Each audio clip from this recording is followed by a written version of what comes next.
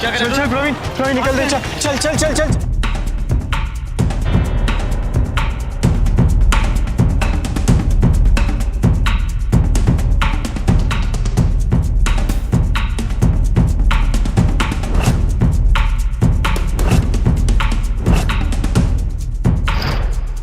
सड़क पर कोहराम मचा था। युवाओं के एक बहुत बड़े हुजूम ने पुलिस और प्रशासन के खिलाफ जंग का आगाज किया था। विरोध प्रदर्शन की सीमाएं अपनी हद लांघ चुकी थी। उग्र लोग हिंसा पर उतारू थे। ऐसे में राज्य सरकार ने शांति व्यवस्था बनाए रखने के लिए पुलिस के हाथ खोल दिए और कानून के रखवालों ने अपनी इस आजादी का इस कदर इस्तेमाल किया कि बेकसूर लोग इसकी जद में आ गए। सिर्फ शक के बिना पर किसी को हिरासत में लेने से लेकर उन्हें मार गिराने तक के मामले उस वक्त सामने आए। ये 70 का दशक था और इसी दौरान इस दंगे में फंसे 2 बेकसूर नौजवान घर वापस न लौटे। आखिर क्या हुआ था उनके साथ? बाजार से कलम की स्याही लेने गए अरुण और प्रवीण आखिर कहां गुम हो गए थे?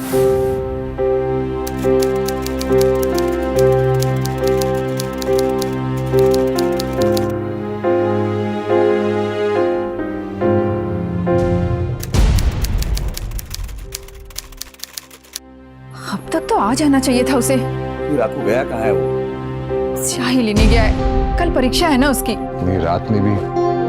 अरे भाई, इतना जल्दी में कहाँ जा रहे हो? मास्टर जी, आपने सुना नहीं? बाजार में दंगे हो रहे हैं। दंगे? पुलिस ने गोलीबारी की है। अयो मेरा बच्चा। मैं जाकर देखने आता हूँ। कहीं नहीं जाएंगे आप? सुना नहीं आपने? अरे कुछ नहीं होता, मैं जाकर देख कर आता हूँ ना। जी, बाहर कर्फ्यू लगा रखा है पुलिस ने, आप किधर भी मत जाइए। मैं जाकर आता हूँ। मैं आपको कहीं नहीं जाने दूंगी। मेरी बात सुनो, मैं आता हूँ जाकर। रुकिए, मैं भी आ रही हूँ आपके साथ। कहाँ ना, राजा का ध्यान रखो।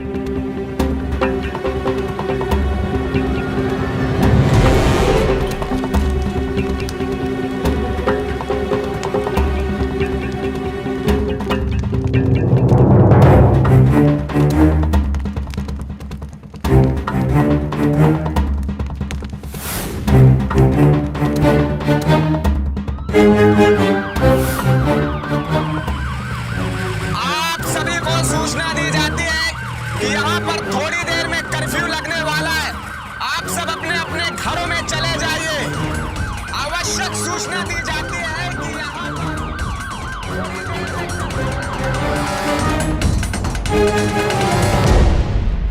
शास्त्री जी। हाँ मास्टर जी। शास्त्री जी, मेरा बेटा अरुण कहाँ है? मुझे नहीं मालूम मास्टर जी। क्यों? यहाँ वो स्याही लेने नहीं आया था क्या? आया तो था, लेकिन मुझे लगता है वो घर ही चला गया होगा। मास्टर जी, आज यहाँ बहुत बड़ा हंगामा हुआ है। मेरी बात मानिए तो आप भी घर चले जाइए जल्दी, मैं चलता हूँ।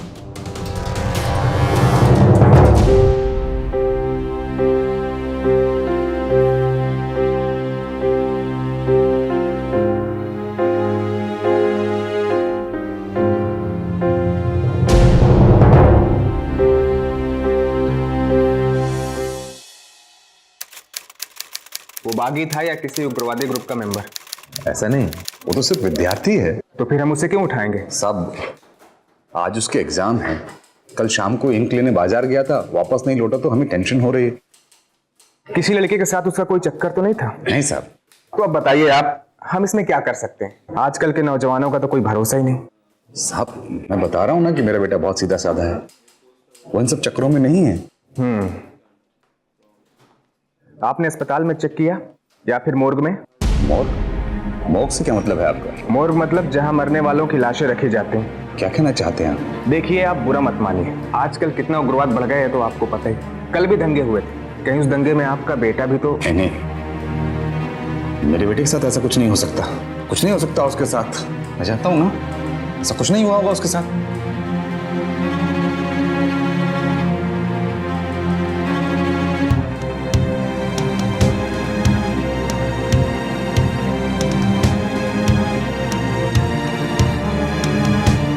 देखिए, आप बुरा मत मानिए, आजकल कितना उग्रवाद बढ़ गए हैं तो आपको पता ही। कल भी दंगे हुए थे, कहीं उस दंगे में आपका बेटा भी तो? क्यों कानून के कुछ कारिंदे फरियादियों के साथ बेरुखी से पेश आते हैं? क्यों उनके गम में उनका साथ देने के बजाय वो उनके जख्मों को सवालों के शूल से कुरेदते हैं? अपने गुमशुदा बेटे को तलाश रहे पॉल कुट्टी पुलिस के पास मदद की उम्मीद लेकर गए थे, लेकिन पुलिस ने क्या किया?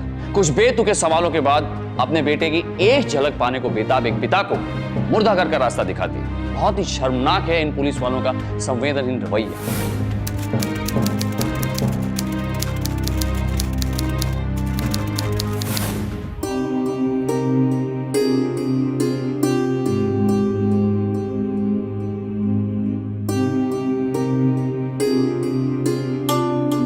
अगले कुछ दिनों तक पॉल कुट्टी ने अपने बेटे अरुण को ढूंढने के लिए हर राह की धूल छानी। हर दिन शहर से आने जाने वाली बसों का ये सोचकर इंतजार किया कि कहीं अरुण उनमें से किसी एक में तो नहीं है, मगर उन्हें निराशा के अलावा और कुछ हाथ न लगा।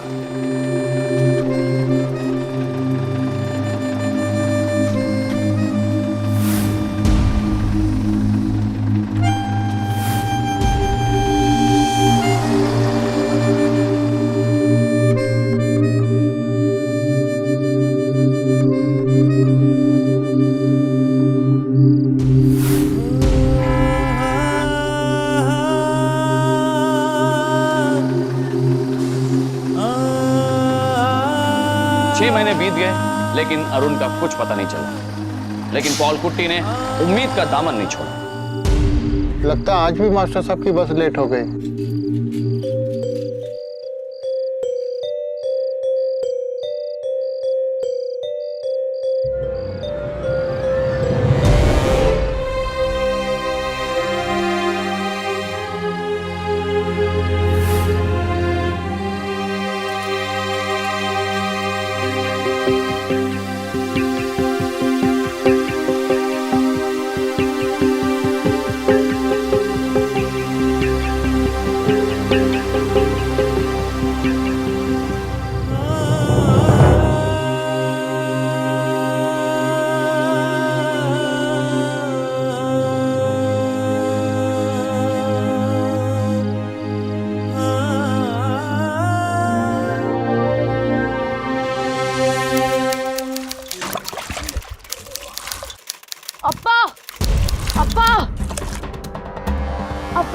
क्या हो राजा?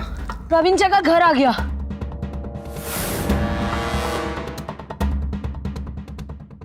अयो क्या हुआ जी? प्रवीण को चोट आई, बहुत बुरी तरह से चोटें आई है। हाँ, क्या हुआ? क्या मास्टर जी मेरा बेटा। क्या हुआ? क्या हुआ प्रवीण को? मास्टर जी किसी से बहुत मारा है, उसके पूरे शरीर पर घाव ही घाव है मास्टर जी। हाँ मास्टर जी हाँ देखता हूँ।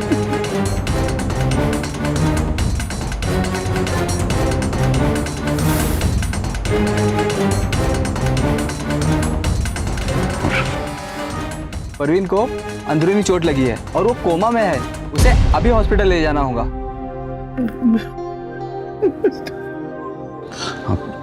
मैं हूं ना आपके साथ।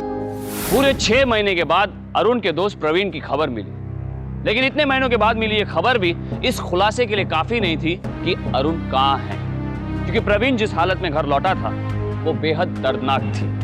पूरी तरह से पिटाई के कारण वो कोमा में जा चुका था। सवाल यह था कि आखिर किसने उसे इतनी बेरहमी से टॉर्चर किया था? कौन थे वो लोग जिसने 6 महीने तक प्रवीण को बुरी तरह से सताया था? सवालों के इसी भंवर में उम्मीद की एक किरण मौजूद थी। प्रवीण ही वो शख्स था जो ये बता सकता था कि अरुण कहाँ है। प्रवीण के होश में आने के इंतजार में पूरे 2 महीने बीत चुके थे और इन 2 महीनों में रोज कुट्टी प्रवीण को देखने रोज हॉस्पिटल जाया करते थे। और एक दिन उनकी उम्मीद फिर से जागी जब प्रवीण को होश आया।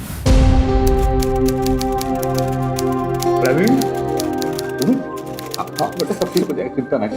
बेटा अरुण कहाँ है बेटा? हाँ हाँ मास्टर जी देखिए आप। अरे सब इससे बात करना बहुत जरूरी। बता ना बेटा। मास्टर जी आप समझ नहीं रहे हैं। इधर मुझे उससे बात करनी है कुछ। इधर इधर देखिए, इसमें प्रवीण की हालत बहुत नाजुक है। प्रवीण बेटा कुछ नहीं होगा, चिंता मत कर। बेटा अरुण कहाँ है बेटा? अरुण, हाँ बेटा अरुण, हाँ बता ना बेटा कहाँ है, क्या हुआ? वो पुलिस के पास। अंकल उस दिन हम बाजार में निकलने गए थे, वहाँ दंगा हो गया। सियाही देना। हाँ धन्यवाद। पता है मास्टर जी ने इसी बुक के लिए कहा था। हाँ मैं परीक्षा के लिए इस किताब से तैयारी करूंगा। मास्टर जी भी तो ये बोले थे। हाँ ये वाली किताब बहुत अच्छी है। अरे कैसा है? कैसा दोस्त? और परीक्षा की तैयारी जोरों में? हाँ एकदम पुलिस है यार। अरुण अब क्या करें यार? भागते। चलो।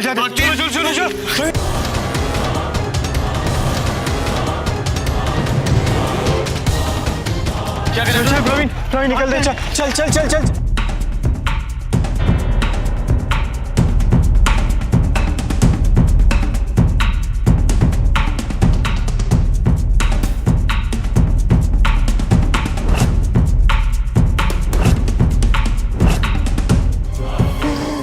पुलिस वालों ने कल हमें बहुत मारा। उस पुलिस वाले का नाम क्या था बेटा? इंस्पेक्टर कुरेन।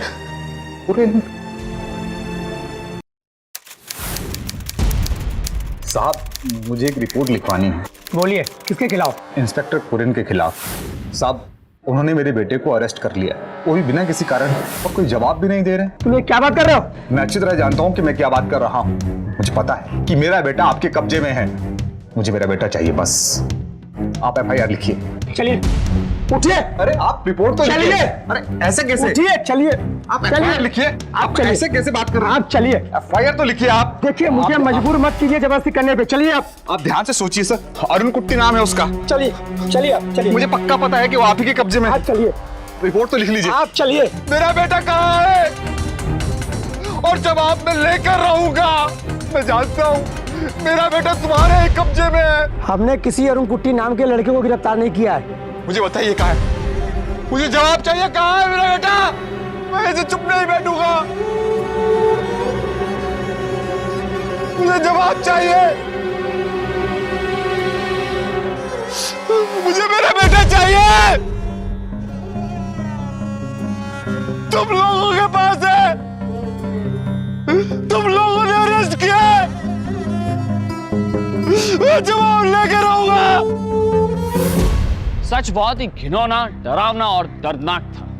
इंस्पेक्टर कुरियन ने उन्हें दिए हुए पावर का गलत इस्तेमाल करके बिना एफआईआर दर्ज किए अरुण और प्रवीण को हिरासत में रखा। इतना ही नहीं, पुलिस ने यह मानने से भी इनकार कर दिया कि उन्होंने कभी भी इन लड़कों को गिरफ्तार भी किया था। स्थिति ऐसी थी कि पुलिस के नाम से ही लोग कांप उठते थे। अब ऐसे में पॉल कुट्टी को अपने बेटे के बारे में जो जवाब चाहिए था वो उसे कैसे मिलता? लेकिन पॉल कुट्टी भी एक पिता थे जिनका बेटा खो गया था, और इतने महीनों से अपने बेटे के बारे में कोई भी खबर पाने की उम्मीद रखने के बाद अभी इतनी आसानी से हार मानने वाले नहीं थे।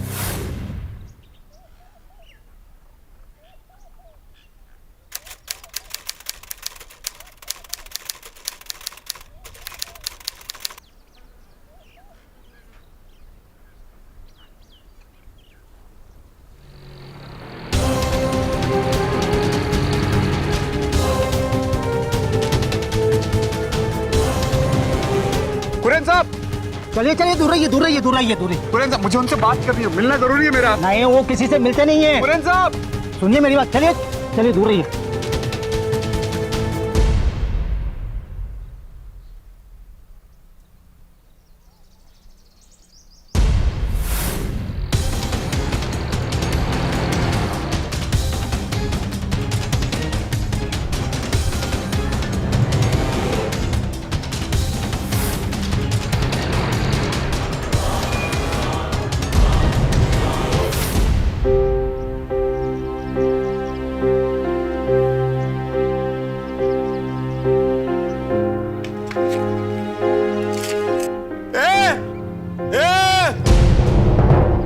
मास्टर जी, ये पेपर छुपा लो। कोई पुलिस वाला देख लिया तो मुसीबत में फंस जाओगे।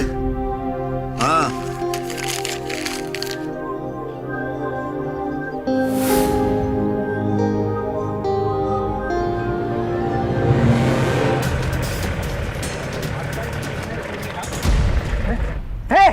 मारना है क्या?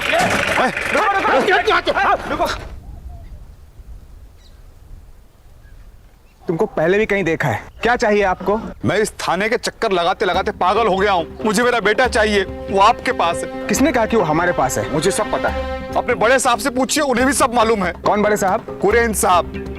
क्या नाम बताया आपने अपने बेटे का? अरुण कुट्टी, son of my self Paul कुट्टी, उम्र 18 साल। प्लीज साहब एक बार मुझे मेरे बेटे से मिलवा दो, सिर्फ एक बार। तो आपको सच जानना है। जी सच है कि आपका बेटा आतंकवादी था, जी उग्रवादी संगठन का सदस्य था वो। जी नहीं, ये सच नहीं है। सच यही है, आपका बेटा अपने दोस्त के साथ मिलकर प्रशासन के खिलाफ नारेबाजी कर रहा था और तो और उसने पुलिस की जीप पर बॉम्ब है और ये गुस्ताखी मैं बर्दाश्त नहीं करता। नहीं वो ऐसा नहीं, ठीक है चलो ये मान भी लेते हैं कि जो आप कह रहे हैं वो ठीक है, तब भी उसका फैसला तो अदालत करेगी। आप उसे अदालत के सामने खड़ा कीजिए। हम ऐसा नहीं कर सकते क्योंकि क्या साहब? क्योंकि वो भाग गया।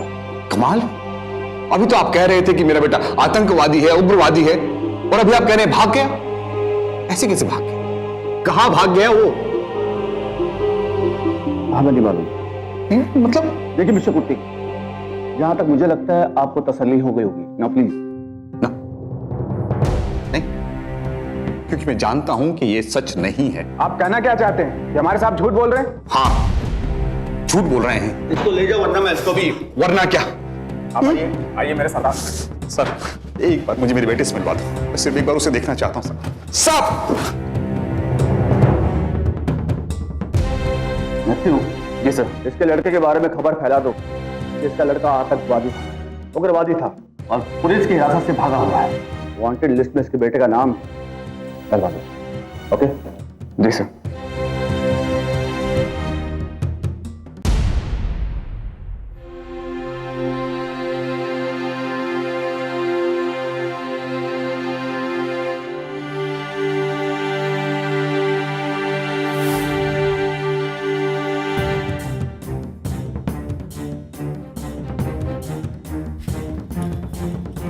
भाई ये अखबार वाले कहाँ मिलेंगे? आज तो कोई दिखा नहीं मास्टर जी, उनका कोई भरोसा नहीं, कभी आते कभी नहीं आते।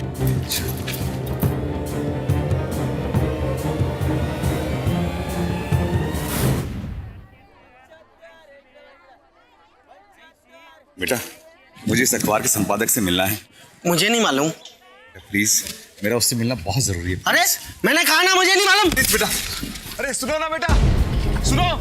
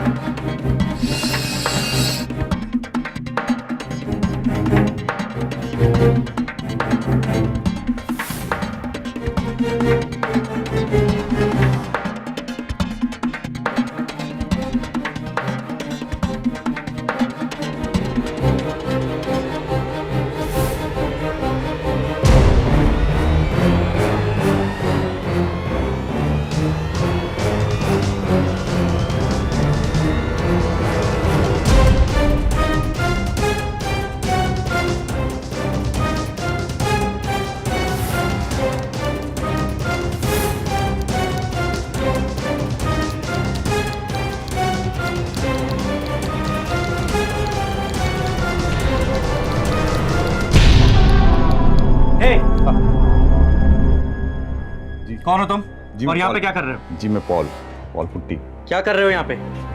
दरअसल क्या किसी पुलिस का आदमी हो? जी नहीं, वो अच्छा, तो इसका पीछा करते करते यहाँ तक आ गए? जी नहीं, दरअसल मैं इस अखबार के संपादक से मिलना चाहता हूँ। उनसे कोई भी नहीं मिल सकता, समझे आप? चलिए निकलिए यहाँ से। जी एक बार मिलने उनसे दीजिए। कोई नहीं मिल सकता। छोड़ दो उन्हें।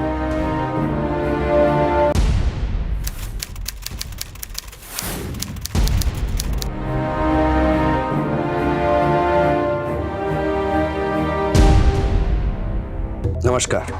नमस्कार। मैं ही हूँ यहाँ का संपादक रंजन शास्त्री। जी मैं पॉल कुट्टी आपसे ही मिलना चाहता था। ठीक है, आइए। जी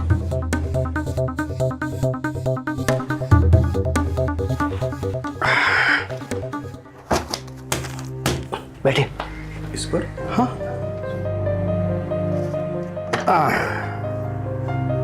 जी कहें। जी दरअसल मेरे बेटे अरुण कुट्टी और उसके दोस्त प्रवीण को पुलिस ने जबरदस्ती हिरासत में रख लिया था। प्रवीण तो वापस आ गया है, पर मेरे बेटे का कुछ पता नहीं लग रहा। मैं पुलिस वालों से पूछता हूँ तो कुछ नहीं बताते और ना ही मुझे उससे मिलने दे रहे हैं। देखिए, ऐसे कम से कम 200 विद्यार्थी 200? जी 200 विद्यार्थी पिछले 6 महीने में लापता हैं, लेकिन आपके केस में दम है। आपके बेटे का दोस्त है वो, जो क्या नाम बोला, प्रवीण। हाँ जी। अगर हम प्रवीण के बयान को उसके दस्तखत के साथ अपने अखबार में छाप दें तो डंके की चोट पर बहरों को सच सुना सकते हैं और हाँ जी उन्हें मजबूर कर सकते हैं कि वो आपके बेटे को छोड़ दें। जी ठीक है, मैं प्रवीण का बयान उसके दस्तखत के साथ ले आऊंगा। नहीं। क्यों? दस्तखत लेने मैं खुद आऊंगा। ठीक है, नमस्कार।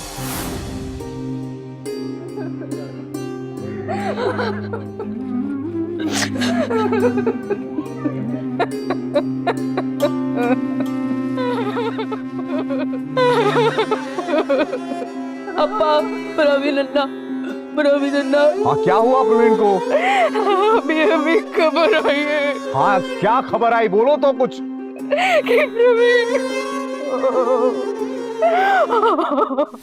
इतनी जद्दोजहद के बाद पॉल कुट्टी को एक शख्स मिला था जो उनकी लड़ाई को इंसाफ के रास्ते पे ले जाने को तैयार हुआ था, लेकिन व्यवस्था के साथ साथ वक्त भी पॉल कुट्टी के खिलाफ था। प्रवीण की मौत के बाद पॉल की सारी उम्मीदों को एक झटके में तोड़ कर रख दिया।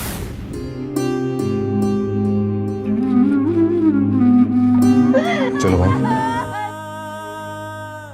ये तो देशद्रोही था, हम में से कोई भी कंधा नहीं देगा। कौन कहता है देशद्रोही था? कौन कहता है? इसको भरोसा करेंगे आप? अगर आप इस झूठ को सच मानते हैं तो कोई जरूरत नहीं है आपकी, कोई जरूरत नहीं है। निकलो यहां से, जाओ। राजा, तो कोई बात नहीं, हम दोनों हैं ना, हम ले जाएंगे तुम्हारे भाई को।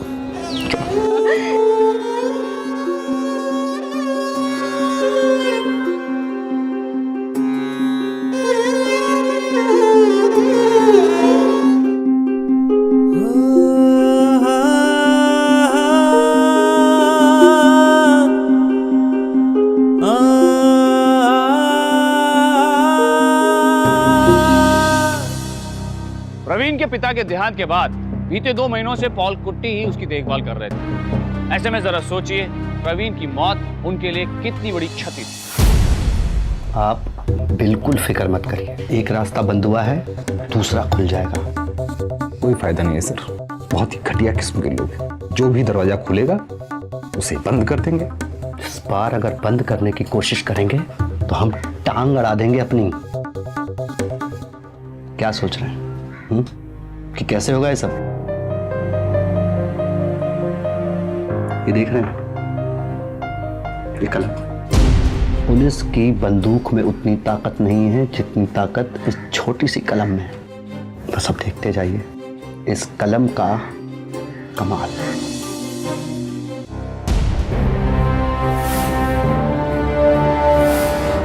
उन दिनों प्रवीण जैसे कई नौजवान पुलिस अधिकारी कुरियन की मनमानी का शिकार हुए थे।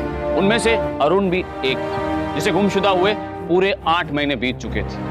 पॉल कुट्टी चाहकर भी कुरियन के खिलाफ कुछ नहीं कर पा रहे थे, क्योंकि कुरियन के खिलाफ कोई भी जुर्म साबित करने के लिए प्रवीण ही एक गवाह था, जिसके जाने के बाद उनकी लड़ाई बेहद मुश्किल हो गई थी। कलम में बंदूक से ज्यादा ताकत होती है, इस बात का एहसास पॉल को उस पत्रकार ने करवाया जो उनकी इस लड़ाई में एक अहम भूमिका निभाने को तैयार हो चुका था।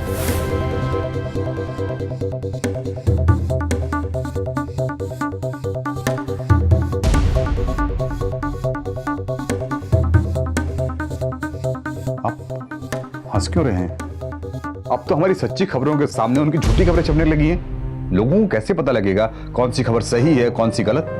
आप समझ नहीं रहे हैं कुट्टी साहब, ये खबर छापकर उन्होंने बहुत अच्छा किया है। मतलब ये कि ये खबर छापकर उन्होंने ये खुद साबित कर दिया कि अरुण उनकी हिरासत में है। हाँ। और अब वो इस बात से पलट भी नहीं सकते। ये हमारी पहली जीत है कुट्टी साहब। अब ये लड़ाई हम अदालत में लड़ेंगे। जी तैयार हो जाइए कुट्टी साहब, क्योंकि लड़ाई तो अभी शुरू हुई है। हमारा सबसे पहला मकसद है कुरेन और उसके आदमियों को अदालत में खींचना। जी सर। तो आप यहाँ के एक बड़े पुलिस ऑफिसर के खिलाफ हैबिस कॉर्पस रिट जारी करवाना चाहते हैं? जी हाँ। आपको पता भी है ये होता क्या है? हाईकोर्ट आर्टिकल 226 के तहत इस रिट की मदद से हम पुलिस ऑफिसर कुरेन को अरुण कुट्टी को अदालत में हाजिर करने की अपील कर सकते हैं और यही हम कर रहे हैं।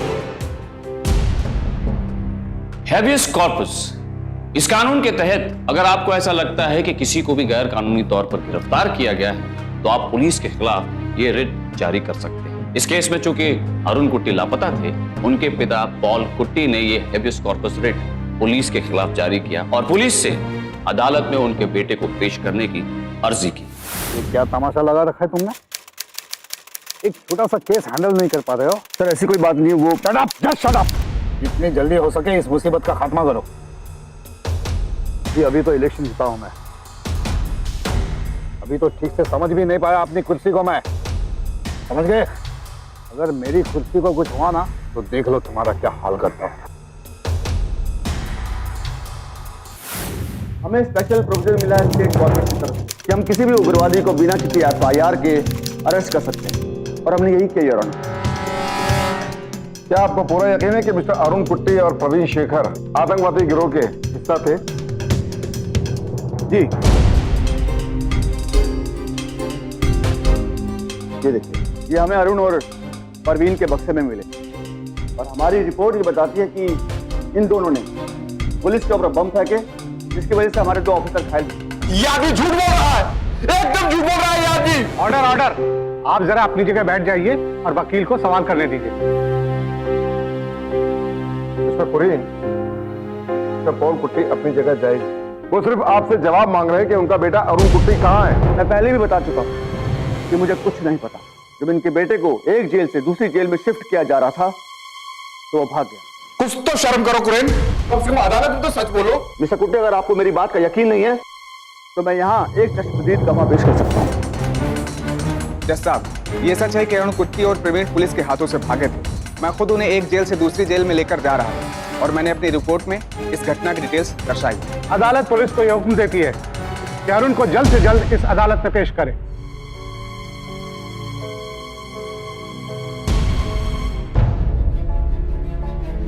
कुरेन ने तो पूरे केस को उलझा के रख दिया है, समझ में नहीं आ रहा है क्या करें। अरे आप कहाँ जा? आप ही ने कहा था ना कि अगर वो दरवाजा बंद करने की कोशिश करेंगे तो टांग अड़ा देंगे। वही करने जा रहा हूं, टांग अड़ाने।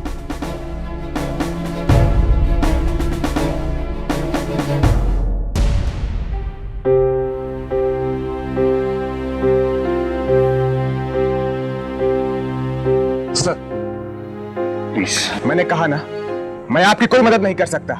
आप समझते क्यों नहीं मेरी बात को? सर मैं जानता हूं कि आप अपने बड़े अफसर कुरेन से बहुत डरते हैं, लेकिन जब तक आप लोग मुझे मेरे बेटे अरुण से नहीं मिलवा देंगे तब तक मैं रोज यहां आकर बैठूंगा, रोज।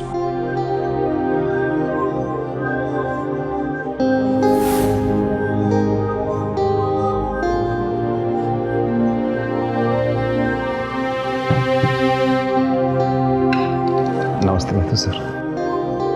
आप मेरा पीछा क्यों नहीं छोड़ते? प्लीज आप जाइए यहाँ से। मैथ्यू साहब, मेरे बेटे के बारे में कुछ पता? बेटा कौन सी क्लास में पढ़ते हो? 10वीं में। मेरा बेटा अरुण भी स्कूल में ही पढ़ता है, एग्जाम की तैयारी कर रहा है। अच्छे से पढ़ाई करना।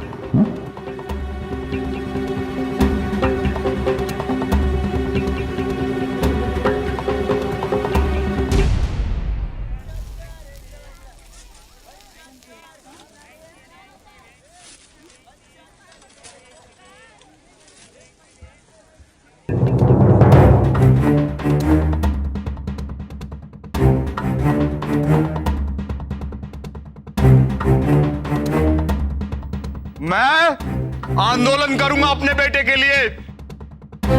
बड़े नेता के ऑफिस के बाहर अनशन करूंगा, चाहे मेरी जान ही क्यों ना निकल जाए, और तब तक अनशन करूंगा जब तक कि मुझे न्याय नहीं मिल जाता।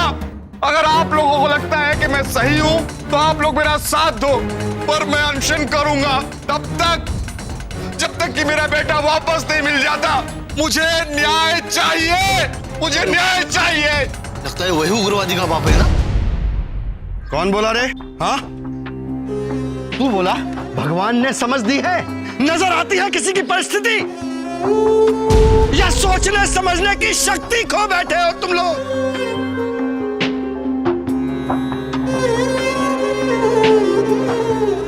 बेचारा मास्टर जी। सरकार की तानाशाही नहीं चलेगी, नहीं चलेगी। सरकार की तानाशाही नहीं चलेगी, नहीं चलेगी। अरुण कुट्टी को छोड़ दो, छोड़ दो, छोड़ दो। सरकार की तानाशाही नहीं चलेगी, नहीं चलेगी। अरुण कुट्टी कहाँ है? कहाँ है, कहाँ है? अरुण कुट्टी को छोड़ दो, छोड़ दो, छोड़ दो। सरकार की तानाशाही नहीं चलेगी, नहीं। जी सर। अरुण कुट्टी को सर आप चिंता मत कीजिए, मैं संभाल लूंगा। सरकार की तानाशाही नहीं चलेगी, नहीं चलेगी। सरकार की तानाशाही नहीं चलेगी, नहीं चलेगी। Matthew, do it what you want. रोको इन्हें। Okay sir.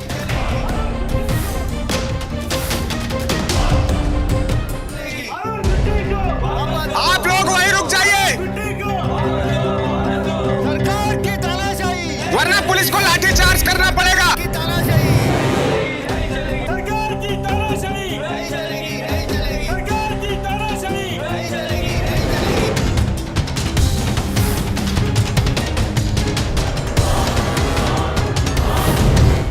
तुम ये अपना मोर्चा बंद करो, वरना बिना किसी वारंट तुझे अंदर कर दूंगा। जब तक मुझे मेरे बेटे का पता नहीं चल जाता तब तक मैं पीछे नहीं हटूंगा। आपको जो करना है वो करो। और हाँ, जब तक मैं सांस ले रहा हूं तब तक आपसे ये सवाल पूछता रहूंगा कि मेरा बेटा कहाँ है। मुझे जवाब चाहिए, बिना जवाब के मैं नहीं मानूंगा। मुझे मेरा बेटा चाहिए साहब। राजन ने पूरे देश में अपने अखबार के जरिए पॉल कुट्टी और उसके बेटे की खबर को फैला दी। ये खबर फैलते फैलते दिल्ली तक पहुंच गई और तब हुई पॉल कुट्टी की पहली जीत। इस खबर ने न सिर्फ कुरियन और अन्य पुलिस वालों को बल्कि उस राज्य के नेता को भी अदालत में आने के लिए मजबूर कर दिया। राज्य के नेता और इंस्पेक्टर कुरियन को उस दिन कोर्ट बुलाया गया, जहां इंस्पेक्टर मैथ्यू ने सच का साथ देते हुए ये बताया कि उन दिनों अरुण के साथ क्या हुआ था। और उस दिन जब बाजार में दंगे हुए, पकड़ो सबको, कोई रास्ते से चल ना पाए, पकड़ो सभी को।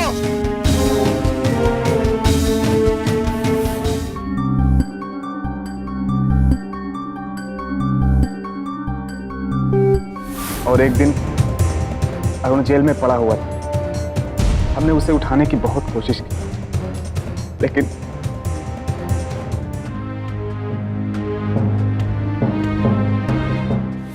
वो मर चुका था,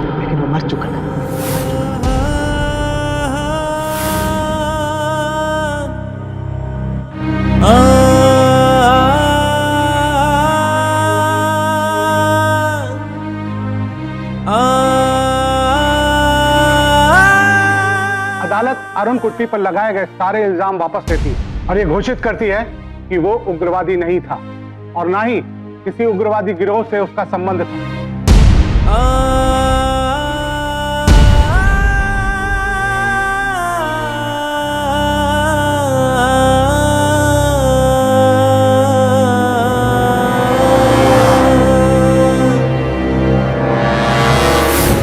इस एक अफसर की वजह से ऐसा लगने लगा कि खाकी इससे ज्यादा खाक में और क्या मिल सकती है। इस वर्दी के मान का इससे ज्यादा अपमान और क्या हो सकता है। इंस्पेक्टर मैथ्यू की उस गवाही ने अदालत में मौजूद सभी लोगों की रूह कपा दी। इस दिल दहलाने वाली गवाही के बाद हाई कोर्ट के जज ने इंस्पेक्टर कुरियन और उस राज्य के नेता के खिलाफ इंक्वायरी बिठाई। इसके अलावा अदालत ने इंस्पेक्टर कुरियन और उसके सहयोगियों को हिरासत में भी लेने का आदेश दिया। उस राज्य के इतिहास में ऐसा पहली बार हुआ था। हैबिस कॉर्पस के रिट के तहत कोई केस लड़ा गया था और ऐसा पहली बार हुआ था जब शपथ लेने के 1 महीने के अंदर राज्य के किसी प्रमुख नेता को इस्तीफा देना पड़ा था। यह केस भारतीय कानून के इतिहास में एक मिसाल है। यह लड़ाई एक आम आदमी ने उस समय लड़ी थी जब उस राज्य के आम आदमी के नैतिक अधिकार भी छीन लिए गए थे। जुर्म सहना उतना ही बड़ा गुनाह होता है जितना कि जुर्म करना।